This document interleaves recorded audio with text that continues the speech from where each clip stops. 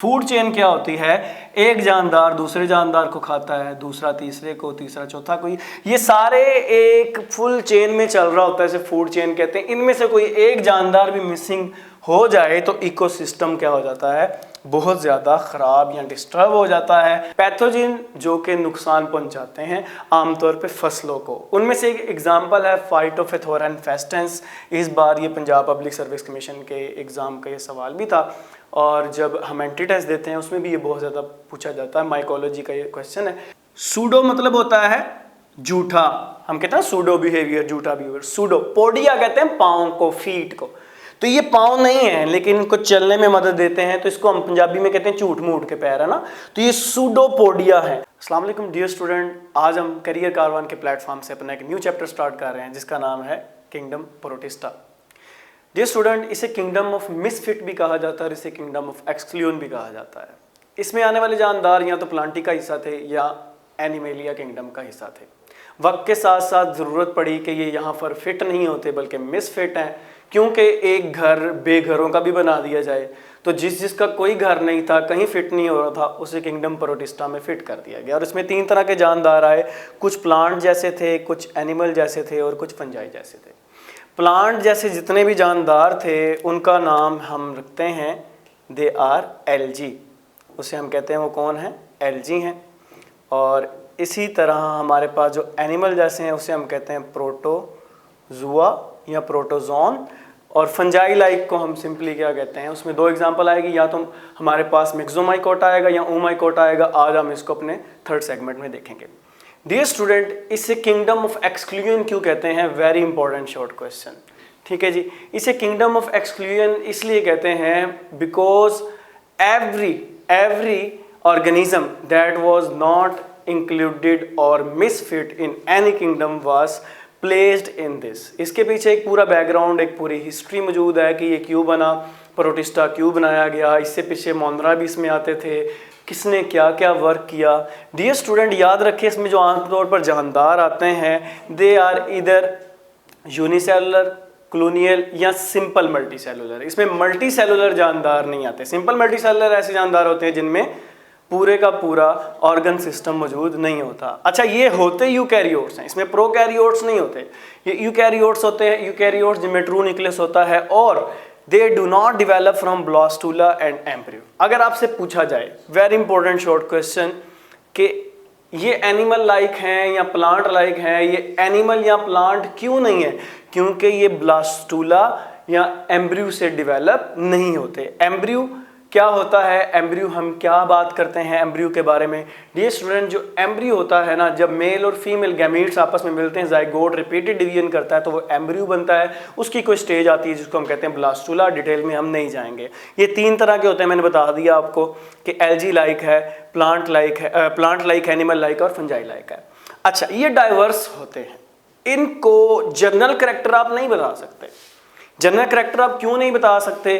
क्योंकि ये एक ऐसी, आप कह लें, किंगडम बन चुका है जिसके अंदर तरह तरह के different family, different phyletic lineage, different evolutionary history रखने वाले जानदार मौजूद है। फॉर एग्जांपल, इनका साइज और स्ट्रक्चर वेरी करता है। इसमें माइक्रोस्कोपिक ऑर्गेनिज्म से लेकर कई सेंटीमीटर तक बड़े बड़े ऑर्गेनिज्म मौजूद हैं। डियर स्टूडेंट, इनका न्यूट्रिएंट्स ऑब्टेन करने का स्टाइल भी डिफरेंट आज हम देखेंगे। कुछ सिम्बायोन्ट्स हैं, सिम्बायोसिस करते हैं। कुछ ऐसे हैं इनमें जो कि पैरासिटिक है, अगले को नुकसान पहुंचाते हैं, और कुछ ऐसे हैं जो कॉलोनियल्स हैं। अच्छा, इनका इंटरेक्शन विद देयर एनवायरनमेंट, जो अपने एनवायरनमेंट के साथ ताल्लुक होता है, वो भी डिफरेंट है। कोई इन्वायरमेंट को डिग्रेड करके, ऑर्गेनिक कंपोनेंट्स को डिग्रेड करके माहौल के अंदर न्यूट्रिएंट्स को देता है, कोई फूड चेन को सरवाइव करवा रहा है। एल्गी जो इनमें आते हैं वो मेजर सोर्स ऑफ ऑक्सीजन है। तो डियर स्टूडेंट, इनका इंटरेक्शन इन्वायरमेंट के साथ डिफरेंट है। मोड ऑफ न्यूट्रिशन और हैबिटेट भी वेरी करता है। कुछ हैबिटेट के लिहाज से कुछ लोग इनमें जो ऑर्गेनिज्म आते हैं वो सीसाइल हैं, चिपके रहते हैं, कुछ फ्लोट करने वाले हैं। तो ये इनके डिफरेंट हैबिटेट। और मोड ऑफ रिप्रोडक्शन की बात करें, इनमें एसेक्सुअल रिप्रोडक्शन तो ऑब्वियस है, लेकिन अगर सिलिएट्स की बात करें जो आज हम देखेंगे, उनके अंदर कॉन्जुगेशन, जिससे आप मिनी सेक्सुअल रिप्रोडक्शन कहते हैं, जब मैं सिलिएट्स पढ़ाऊंगा तो आपको बताऊंगा भी कॉन्जुगेशन क्या होती है, वो भी देखने में आई है। तो अब हम स्टार्ट करने जा रहे हैं animal like protist. Animal like हैं, एनिमल नहीं है, बार बार कह रहा हूं। क्यों? क्योंकि ये मल्टीसेलर, हायर मल्टीसेलर ऑर्गेनाइजेशन नहीं रखते, इनके अंदर organ system, circulatory system develop नहीं है, एनिमल के कैरेक्टर्स नहीं है। पहले आते हैं हम अमेबा की तरफ। अच्छा, जितने भी एनिमल लाइक प्रोटिस्ट है उनको मोड ऑफ लोकोमोशन की वजह से, लोकोमोटरी ऑर्गन की वजह से क्लासिफाई किया गया है। अब यहां पर हमारे पास अमेबा आता है। अमेबा के अंदर फॉल्स फीट मौजूद होते हैं जिसे हम कहते हैं सूडोपोडिया। सूडो मतलब होता है झूठा, हम कहते हैं सूडो बिहेवियर, झूठा बिहेवियर। सूडोपोडिया कहते हैं पांव को, फीट को। तो ये पांव नहीं है लेकिन इनको चलने में मदद देते हैं, तो इसको हम पंजाबी में कहते हैं झूठ मूठ के पैर, है ना। तो ये सूडोपोडिया है। ये बनते किस तरह है? इनका साइटोप्लाज्म जहां ये जाना चाहते हैं उस तरफ मूव कर जाता है और उस तरफ एक उभार, एक साइटोप्लाज्मिक प्रोजेक्शन बनता है। ये शेपलेस होते हैं, ठीक है। इनकी डिफरेंट वेरिएबल टाइप्स हैं। मसलन फॉर एग्जांपल आपको बहुत ज्यादा इंपॉर्टेंट शॉर्ट क्वेश्चन आएगा, व्हाट इज जायंट अमेबा। तो giant amoeba Pelomyxa palustris, very important short question. इसका साइंटिफिक नेम लिखने का तरीका ये है, पिलोमिक्सा यहाँ पर पी कैपिटल है, पेलेस्ट्रिस का पी छोटा है। साइंटिफिक नेम हमेशा दो नामों पर मुश्तमिल होता है, पहला जीनस और दूसरा जो नाम होता है that is of species. Species name का हमेशा जो पी है वो क्या आता है? छोटा होता है। उसको अंडरलाइन कर लिया जाए तो ये ज्यादा बेहतर रहता है। अच्छा, इसके बारे में कुछ करैक्टर, ये प्रिमिटिव है, माना यह जाता है यूकैरियोट इससे डेवलप हुए हैं, ये बहुत पुराना है, प्रिमिटिव है। क्यों? क्योंकि इसके अंदर डबल मेम्ब्रेन बाउंडेड न्यूक्लियाई तो मौजूद है लेकिन बाकी कोई ऑर्गेनेली देखने में नहीं मिली। एनर्जी सोर्स मिथेनोजेनिक बैक्टीरिया, इसके अंदर ऐसे बैक्टीरिया मौजूद होते हैं जो मीथेन से एनर्जी प्रोड्यूस करते हैं और ये क्या करता है? मड के अंदर ऑर्गेनिक कंपाउंड की तोड़ फोड़ करके सॉइल फर्टिलिटी को इंक्रीज करवाता है। अच्छा, यहां तक बात नहीं रखती, इनके अंदर कुछ ऐसे भी अमेबा हैं जो कि पैरासिटिक है, जैसे एंट अमेबा हिस्टोलाइटिका, इंसान के ही आंतों में, इंटेस्टाइन में मौजूद होता है, अमेबिक डायसेंट्री की वजह बनता है। डियर स्टूडेंट, फिर आते हैं जू फ्लैजिलेट्स। फ्लैजिलेट से पता चल रहा है इनके पास मूव करने के लिए फ्लैजेला होगा। फ्लैजेला एक चाबुक नुमा स्ट्रक्चर होता है, एक वाइप्लेक्स स्ट्रक्चर होता है जिसकी लैशिंग मूवमेंट, वेव मूवमेंट क्या करती है? इनको मूवमेंट में मदद देती है। ये आमतौर पर मल्टीसेलुलर हैं, कुछ कॉलोनियल भी हैं इनमें। Dear student, this is interesting to know कि इनकी बॉडी बड़ी वेरिएबल है। ये इलोंगेटेड भी हो सकते हैं, सर्कुलर भी हो सकते हैं, कॉलोनियल भी हो सकते हैं। अच्छा, इनका मोड ऑफ न्यूट्रिशन तो इंटरेस्टिंग है, उसमें आमतौर पर 3 क्वेश्चंस बनते हैं। इनके मोड ऑफ न्यूट्रिशन में एक एग्जांपल ट्राइपैनोसोमा की है। ट्राइपैनोसोमा, सोमा सोना, स्लीपिंग सिकनेस एक डिजीज है, अफ्रीका में ये सबसे पहले देखी गई। टीसी एक फ्लाई है, उसके अंदर ये ट्राइपैनोसोमा रहता है। जब वो बाइट करती है बॉडी में ट्रांसफर होती है और इंसान सोते रहते हैं। अब आप सोचेंगे सारे पाकिस्तानी अक्सर सोते ही रहते हैं तो सबको स्लीपिंग सिकनेस है, नहीं, वो थोड़ा इनसे ज़्यादा सोते हैं जिनको ये काट लेती है। फिर कोहेनोफ्लैजिलेट्स की बात करें तो वो कॉलोनियल होते हैं। बेटा, लफ्ज़ कॉलोनी जहाँ पर भी आ जाता है इसका मतलब ये होता है कि कुछ सेल इकट्ठे तो रह रहे हो लेकिन उनका एक दूसरे से कोई इतना ताल्लुक नहीं हो। जैसे कॉलोनी के अंदर घर होते हैं, घर अपनी जिंदगी जीता है। अच्छा, फिर उसके बाद हमारे पास आता है ट्राइकोनिम्फस। अच्छा, ये जो ट्राइपैनोसोमा ये पैरासिटिक है, ये जो कोहेनोफ्लैजिलेट्स है ये कॉलोनियल है, ये ट्राइकोनिम्फस जो है ये सिम्बायोंट है। आपने टर्माइट्स का नाम सुना होगा, दीमक गालिबन कहते हैं उसको, जो लकड़ियाँ खाती है और लकड़ियों को डिस्ट्रॉय करती है, उसके गट, उसके जो डाइजेस्टिव ट्रैक है उसके अंदर ट्राइकोनिम्फस मौजूद होता है। और ये ट्राइकोनिम्फस क्या करता है? वो जो फूड खाती है उसकी डाइजेशन करवाता है, बदले में उसको डाइजेस्टेड फूड से खुराक मिलती है। ये वहां पर शेल्टर ले रहा है, खुराक ले रहा है, बदले में उसको क्या कर रहा है? डाइजेशन करके फूड की हेल्प कर रहा है डाइजेशन में। अच्छा, अगर आपने ये नहीं पढ़ा हुआ कि सिम्बायोटिक रिलेशन क्या होता है, ये किसे कहते हैं, तो हमने ये अपने पहले लेक्चर में बताया था, उसकी वीडियो भी लाजमी देख लीजिएगा। डियर स्टूडेंट, यहाँ पर हमारे जू फ्लैजिलेट्स की बात होती है ख़त्म। फिर आते हैं सिलिएट्स के बारे में। अब सिलिएट्स के अंदर लोकोमोटरी ऑर्गन जो है या स्ट्रक्चर जो है वो है सीलिया। सीलिया क्या है? हेयर लाइक प्रोजेक्शन है जो बॉडी से निकली होती हैं और ये बहुत ज़्यादा होती हैं, पूरी बॉडी इनकी भरी पड़ी होती है और इनकी मूवमेंट बहुत ही प्रिसाइज होती है। जब ये मूव करते हैं तो वाटर करंट को इस तरह सेट करते हैं कि इनके पास फूड आता है। अच्छा, यहाँ पर एक बहुत ही इंपॉर्टेंट शॉर्ट क्वेश्चन पूछा जाता है, व्हाट इज पेलिसेल।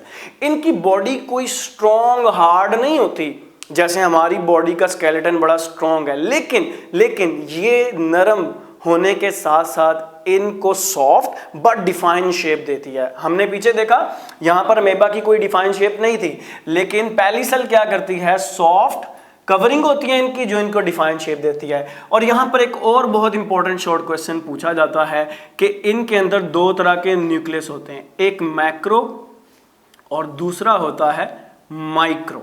बहुत इंपॉर्टेंट शॉर्ट क्वेश्चन है, इनमें कंपैरिजन आ जाता है। माइक्रो न्यूक्लियाई जो इनका होता है वो इनकी हेल्प करता है किस चीज में, it helps in the conjugation और द रिप्रोडक्शन। और बात करें मैक्रो न्यूक्लियाई की तो वो पॉलीप्लॉइड होता है। माइक्रो जो सा होता है ये डिप्लॉइड होता है, मैक्रो पॉलीप्लॉइड होता है। पॉलीप्लॉइड और डिप्लॉइड का हमें पता होना चाहिए। डिप्लॉइड का मतलब होता है 2n, जो नंबर ऑफ क्रोमोसोम होते हैं, जेनेटिक मटेरियल का डबल मौजूद होता है यहाँ पे। और मैक्रो का मतलब क्या है, न्यूक्लियस बड़ा है और पॉलीप्लॉइड है। इसका काम क्या होता है, ये उसके कुछ मेटाबॉलिक प्रोसेस है उनमें क्या करता है, हेल्प करता है। डियर स्टूडेंट, कॉन्जुगेशन के बारे में बताता चलूँ तो ये लेट्स सपोज एक पैरामीशियम है, ये इसके साथ दूसरा पैरामीशियम, और ये फिर क्या करते हैं पैरामीशियम, ये एक आउट ग्रोथ सी बनाते हैं जो इनकी आपस में मिल जाती है। और आउट ग्रोथ बनाने के बाद ये जेनेटिक मटेरियल को क्या करते हैं, एक दूसरे के साथ एक्सचेंज कर लेते हैं। तो ये जो एक्सचेंज कर रहे हैं, इस कवरिंग को हम क्या नाम, इस प्रोसेस को हम क्या नाम देते हैं, दिस इज कॉन्जुगेशन। अभी हमने एनिमल लाइक प्रोटिस्ट के बारे में पढ़ा, अब हम पढ़ेंगे प्लांट लाइक प्रोटिस्ट कैसे होते हैं। तो प्लांट लाइक कहा जा रहा है तो प्लांट के अंदर तो फोटोसिंथेटिक पिगमेंट होते हैं, फोटोसिंथेसिस होती है, ये कुछ चीज़ें कॉमन है। लेकिन चलें इसको डिटेल से देखते हैं कि इनको प्लांट लाइक क्यों कहा गया है, क्योंकि ये फोटोसिंथेटिक प्रोटिस्ट है, यानी फोटोसिंथेसिस करते हैं। अच्छा, इनकी बॉडी में बड़ी वेरिएशन है, यूनिसेलुलर भी हैं, जैसे हम पढ़ेंगे यहाँ पर क्लोरेला के बारे में, ये यूनिसेलुलर है, ठीक है। ये बॉडी इनकी फिलामेंटस भी है, जैसे रेड एल्गी की बात कर लें, ठीक है। और ये मल्टी सेलुलर भी है, जैसे कैल्फ यानी ब्राउन एल्गी की बात कर लें। डियर स्टूडेंट, जो मल्टी सेलुलर होते हैं उन्हें भी प्लांट नहीं कहा जाता, क्योंकि उनकी बॉडी प्रॉपरली बॉडी नहीं बल्कि थैलस होती है। अब थैलस से मुराद क्या होगा, थैलस आप किसको कहेंगे, थैलस से मुराद क्या होता है ये आपको सारा मैं भी बताता हूँ। आपने बस ये बात याद रखनी है, अगर किसी भी प्लांट की बॉडी, ये एक प्लांट है, उसमें रूट लाइक स्ट्रक्चर हो, ट्रू रूट्स ना हो, स्टेम लाइक स्ट्रक्चर हो, ट्रू स्टेम ना हो, लीफ लाइक स्ट्रक्चर हो, लीफ ना हो, उसे हम क्या कहते हैं कि वो थैलस है। यानी body is not differentiated in true root, shoots and stem. Please do check the description, इस हर क्वेश्चन का आंसर दिया गया है, उसे लाजमी देख लेना आपने, ठीक है। अब एल्गी और प्लांट में डिफरेंस, एक बहुत इंपॉर्टेंट शॉर्ट क्वेश्चन पूछा जाता है। एल्गी जो होते हैं they are unicellular, they are having unicellular sex organ, इनके पास मल्टी सेलुलर सेक्स ऑर्गन नहीं होते। प्लांट्स के पास क्या होते हैं, मल्टी सेलुलर सेक्स ऑर्गन होते हैं। And most important, zygote is not protected, और प्लांट्स के अंदर जाइगोट प्रोटेक्टेड होता है। ये वर्ड पहले भी जाइगोट आ चुका है। लेट मी टेल यू, अगर स्पर्म और एग आपस में मिल जाते हैं, they are converted into structure that is zygote, और जाइगोट में अगर डिवीजन स्टार्ट हो जाए तो उसे हम कहते हैं embryo. Don't confuse with this, okay. फिर आता है डियर स्टूडेंट हमारे पास क्लोरोफाइटा, जिसे हम ग्रीन एल्गी भी कहते हैं। यहाँ पर 2 से 3 शॉर्ट कवर होंगे, आपने गौर से इसे देखना है। फर्स्ट ऑफ ऑल ये ग्रीन एल्गी कहलाते हैं क्योंकि इनके अंदर जो पिगमेंट्स होते हैं आमतौर पर वो वही होते हैं जो प्लांट्स के अंदर होते हैं, chlorophyll A, B and carotenoid.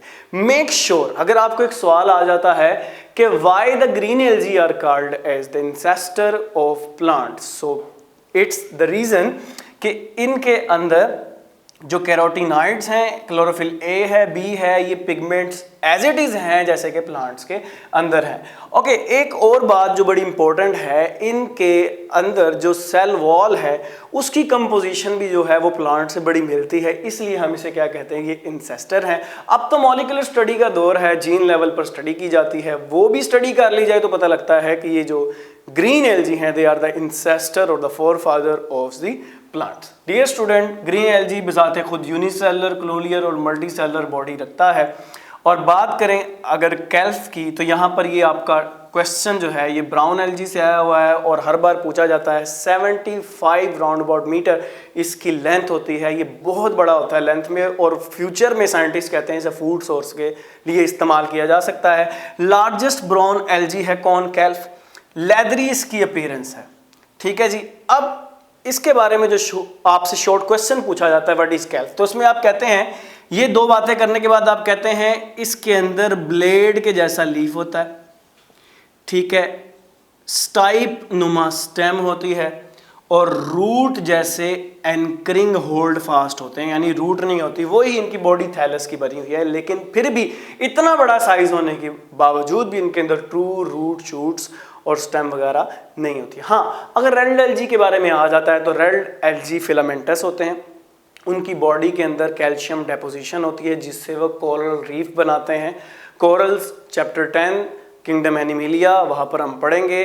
खैर, समंदर के अंदर जो हमारे पास कैल्शियम कार्बोनेट की चट्टानें होती हैं उनको कोरल रीफ्स आमतौर पर कहा जाता है, और उसकी डेवलपमेंट में कोरल के साथ साथ रेड एलजी का क्या है, बहुत रोल है। अच्छा, red algae, green algae, brown algae आखिर क्यों कहा जा रहा है? The main reason behind is the pigment present in them, वो पिगमेंट जिसकी वजह से ये स्पेसिफिक कलर रख रहे हैं, इनके अंदर पिगमेंट्स की बुनियाद पर इनकी क्या की जा रही है, क्लासिफिकेशन की जा रही है। अब यहाँ पर ग्रीन एलजी से एक और बहुत इंपॉर्टेंट शॉर्ट पूछा जाता है, क्लोरेला क्या है? ये unicellular non motile green LG है, फ्रेश वाटर पॉन्ड्स में ही रहता है, इसे एक्सपेरिमेंटल जानदार कहा जाता है, एक्सपेरिमेंट में ये बहुत ज़्यादा इस्तेमाल होता है और ये फूड सोर्स भी कंसिडर किया जाता है। आपको ये केला यहाँ पर शॉर्ट क्वेश्चन भी आ सकता है, उसके अलावा आपसे शॉर्ट क्वेश्चन पूछा जा सकता है कि इसके फ़ायदे क्या हैं। Let's go toward the importance of algae, they are edible food source हैं ये। उसके अलावा useful substance such as agar, इससे आपको मिलता है। दूसरी बात है ये मेजर प्रोड्यूसर है, और अगर ये मेजर प्रोड्यूसर है तो ये फूड चेन को सस्टेन करते हैं। फूड चेन क्या होती है? एक जानदार दूसरे जानदार को खाता है, दूसरा तीसरे को, तीसरा चौथा को, ये सारे एक फुल चेन में चल रहा होता है, इसे फूड चेन कहते हैं। इनमें से कोई एक जानदार भी मिसिंग हो जाए तो इकोसिस्टम क्या हो जाता है, बहुत ज़्यादा ख़राब या डिस्टर्ब हो जाता है। और याद रखें, ये मेजर प्रोड्यूसर होने के साथ साथ सबसे बड़े ऑक्सीजन का सोर्स हैं हमारे इस इन्वायरमेंट के लिए। तो ये थे एलजी के बारे में। हाँ, इन केस यूग्लिना के बारे में आपसे पूछ लिया जाए, यूग्लिना से एक शॉर्ट आता है कि यूग्लिना को क्यों क्लासिफाई करने में जो है वो मसला है। कभी यूग्लिना को प्लांट में रखा जाता है, कभी एनिमल में। यूग्लिना का ना ज़्यादातर जू फ्लैजिलेट से बहुत ज़्यादा रिलेशन है। हाँ, वो फोटोसेंसिस करता है, लेकिन अगर उसको डार्क में रख दिया जाए, लाइट ना हो, तो वो हेट्रोट्रोफ हो जाता है।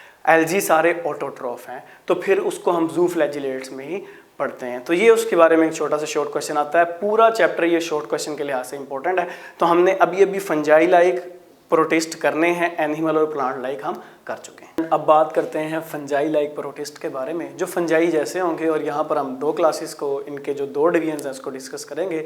यहाँ पर हमारे पास आएंगे वाटर मोल्ड्स और उसके साथ स्लाइम मोल्ड्स। स्लाइम मोल्ड्स को मिक्सोमाइकोटा भी कहते हैं। आपको क्वेश्चन पूछा जा सकता है मिक्सोमाइकोटा के कैरेक्टर्स बताएं, या आपको पूछा जा सकता है वाटर मोल्ड्स के साथ ओमिकॉट्स, ठीक है जी। डियर स्टूडेंट्स, अब इनको फंजाई लाइक क्यों कहते हैं, तो आपको पता होना ज़रूरी है फंजाई क्या होते हैं। फंजाई की बॉडी ना थ्रेड लाइक होती है, उसके अंदर धागे मौजूद होते हैं, ठीक है। इन धागों में क्रॉस वॉल्स हो भी सकती हैं, नहीं भी हो सकती। क्रॉस वॉल से क्या मुराद है कि यूं डिफरेंट सेल बन जाएं एक थ्रेड लाइक स्ट्रक्चर के, यहाँ भी न्यूक्लियस हो, यहाँ भी न्यूक्लियस हो, यहाँ भी न्यूक्लियस हो, ठीक है। एक से ज़्यादा भी हो सकते हैं, लेकिन यहाँ पर न्यूक्लियस साइटोप्लाज्म में बिखरे पड़े होते हैं और एक लंबा सारा एक सेल होता है।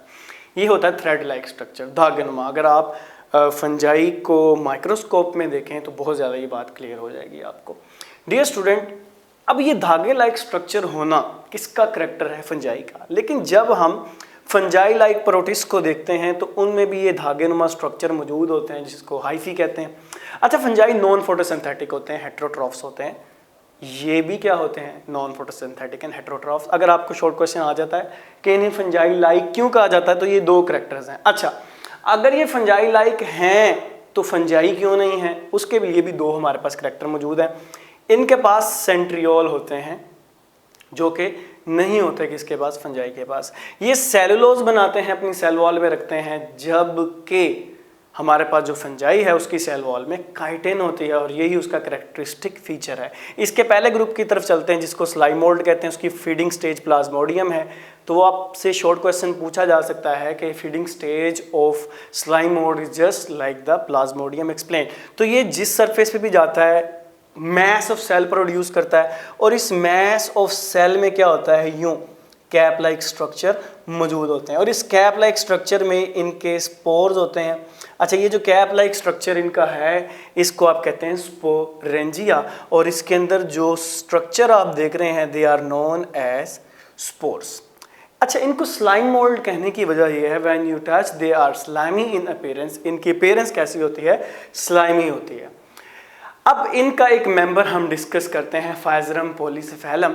अब ये क्या है, ये मॉडल ऑर्गेनिज्म है। मॉडल से मुराद हरगिज़ नहीं है कि ये मॉडलिंग करता है, मॉडल से मुराद है कि इसको लोगों के आगे पेश किया जाता है as a model, role model. कैसे, क्योंकि इसको आप स्टडी के लिए यूज़ कर सकते हैं, आइदर वो सेल डिवीजन हो, सेल डिफरेंशिएशन हो, या आपने किसी ऑर्गेनेली के मुतालिक पढ़ना है, जैसे साइटोप्लाज्म कैसे मूव करता है, ठीक है, जैसे साइटोस्केलेटन साइटोप्लाज्म को कैसे सहारा देता है, पूरे सेल को कैसे सहारा देता है साइटोप्लाज्म में मौजूद साइटोस्केलेटन, वो सारा आप पढ़ सकते हैं इस ऑर्गेनिज्म के जरिए। साइंटिफिक नेम याद रखिएगा, इंपॉर्टेंट शॉर्ट क्वेश्चन के तौर पर आता है। फिर आते हैं वाटर मोल्ड्स। वाटर मोल्ड्स, अच्छा, ये इनकी जो जगह है, ये डैम शेडी प्लेसेस जहाँ भी इनको मिलती हैं, थोड़ी सी खुश्की और साया और थोड़ा सा वहाँ पे डैम नमी होना ज़रूरी है, तो यहाँ पर क्या करते हैं, ग्रो कर जाते हैं। अच्छा, ये ना फंजाई से क्लोजली रिलेटेड है। कौन, वाटर मोल्ड्स। क्लोजली रिलेटेड क्यों है, इनकी बॉडी हाइफी से बनी होती है, नो डाउट, लेकिन इनके अंदर देखने में सिर्फ एसेप्टेट हाइफी होते हैं, ये वाले जिनमें क्रॉस वॉल नहीं होती, ठीक है। इनकी अच्छा, अब क्या वजह है कि इसे फंजाई नहीं कहा जाता? द रीज़न इज इनकी सेल वॉल तो होती है लेकिन वो सेल वॉल बनी होती है सेलुलोज की। फंजाई में दोबारा बता रहा हूँ काइटिन होती है। इनके अंदर इंक्लूड है many pathogen notorious organism, pathogen जो कि नुकसान पहुंचाते हैं आमतौर पे फसलों को। उनमें से एक एग्जांपल है फाइटोफेथोरा इन्फेस्टेंस। इस बार ये पंजाब पब्लिक सर्विस कमीशन के एग्ज़ाम का ये सवाल भी था और जब हम एंट्री टेस्ट देते हैं उसमें भी ये बहुत ज़्यादा पूछा जाता है, माइकोलॉजी का ये क्वेश्चन है। अब डियर स्टूडेंट, इस फाइटोफेथोरा इन्फेस्टेंस ने क्या किया, इसने जान ली है तकरीबन 2.5 लाख से 10 लाख लोगों की। कब? 1840 में। और किस जगह पर? आयरलैंड के अंदर। आयरलैंड की ज़्यादातर आबादी पोटैटो पर क्या करती है, सर्वाइव करती है। तो इसने पोटैटो की एक डिजीज़ जिसे हम कहते हैं आयरिश पोटैटो ब्लाइट या लेट ब्लाइट ऑफ पोटैटो, तो इसमें क्या उस एरिया में कहत आ गया, मैस माइग्रेशन हुई, लोग बहुत ज़्यादा माइग्रेट कर गए, स्टारवेशन की वजह से, भूख की वजह से काफ़ी लोग क्या हो गए, ख़त्म हो गए। और लोग ख़त्म होने के साथ साथ आपका चैप्टर भी क्या हो गया, ख़त्म हो गया। अपना ख्याल रखिएगा, अल्लाह हाफिज़।